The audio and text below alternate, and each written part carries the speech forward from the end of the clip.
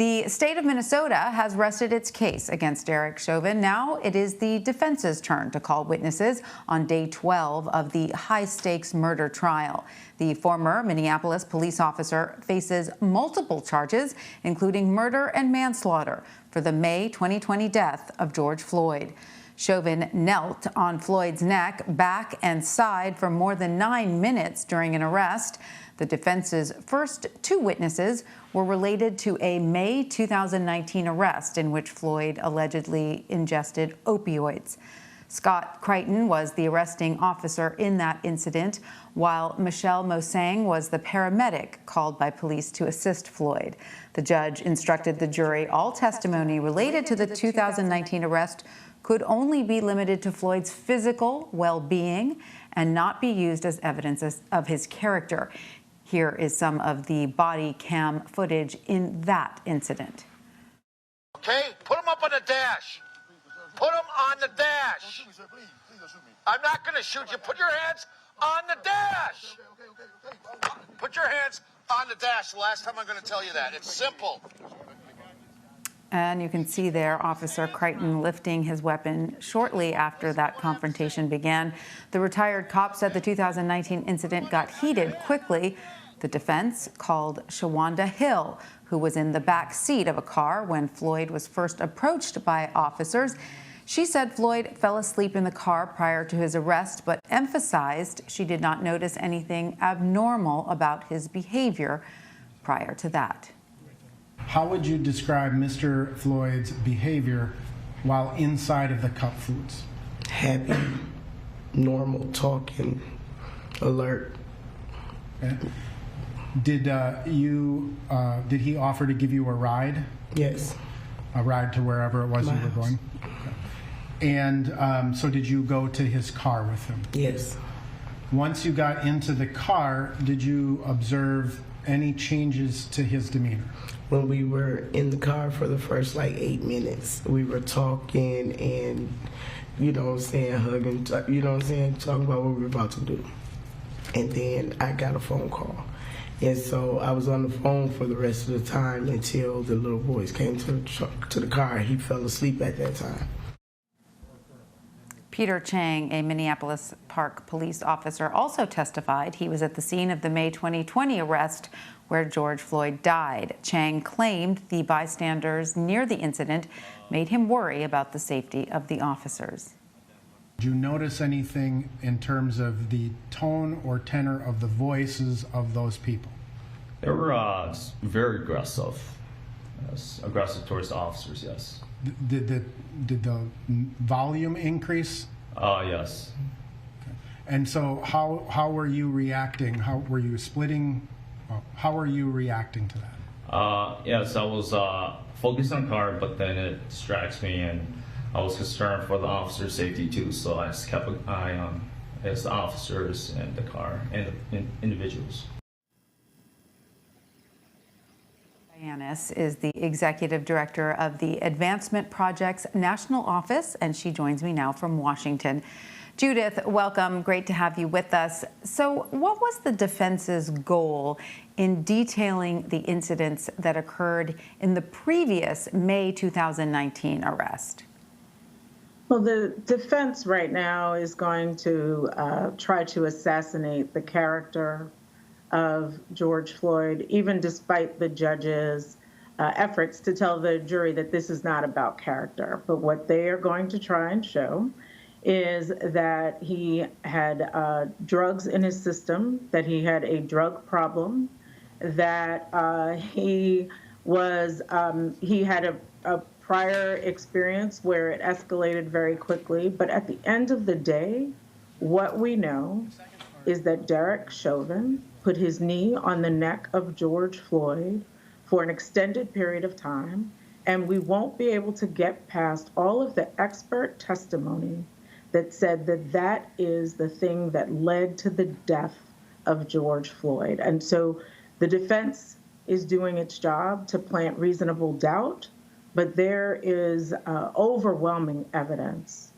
including police testimony, the chief of police and others who said that this is not what he was trained to do. and that actually he should have tried to save his life.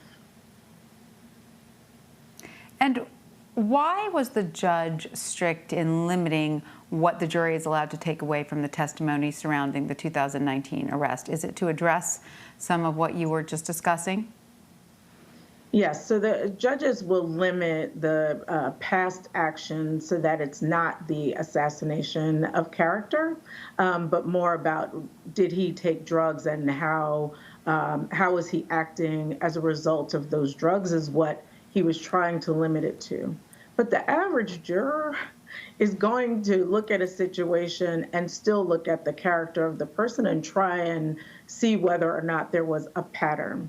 And so that's what the defense will do. The judge will try to limit it, and it'll be up to the jury to look at all of this evidence and to make a decision about whether there was murder in this case.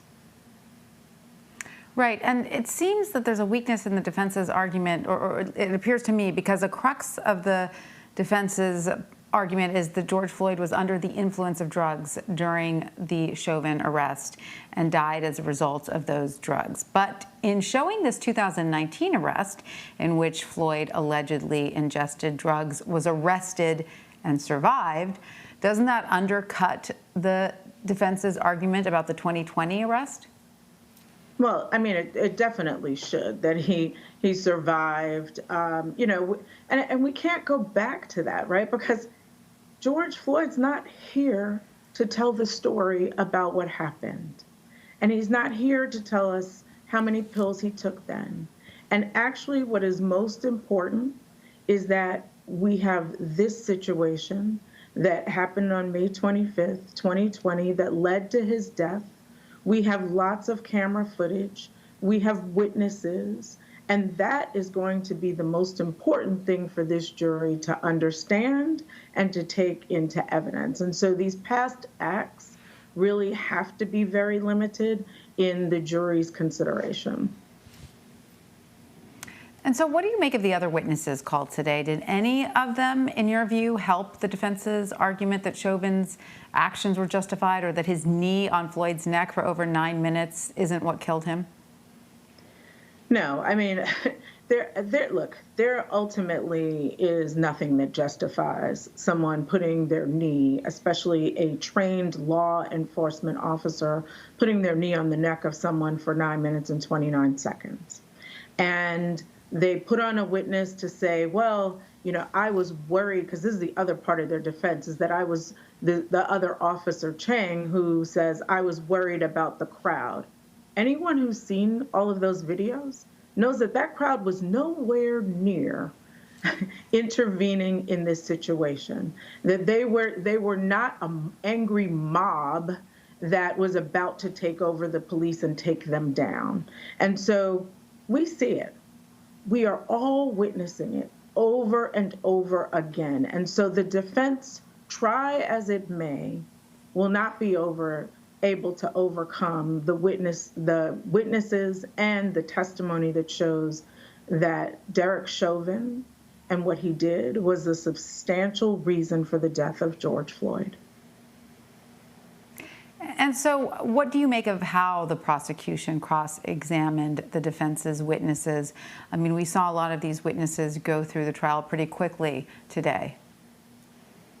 Yeah, I mean, I think one of the things that happens is on the defense side, you don't want to make a big deal of some witnesses, right? Because you also have a closing argument. And so, you know, they'll put up some witnesses and there'll be some questions. And, you know, if the person didn't do a lot of damage to your case, then you really don't need to spend a lot of time cross-examining them. And you wait, because what they get to do is they get to have rebuttal witnesses, and they get to have a closing argument. And so that's what's going to be most important for the prosecution. Now, when we get into these expert witnesses, I suspect that we will see more questioning, that they will have to do a lot more work in order to undermine them. And then again, they'll have rebuttal witnesses, so they'll have a second bite at the apple. All right. Well, Judith Browne Dianis, thank you so much for joining us. We appreciate it. Thank you. Thanks for having me.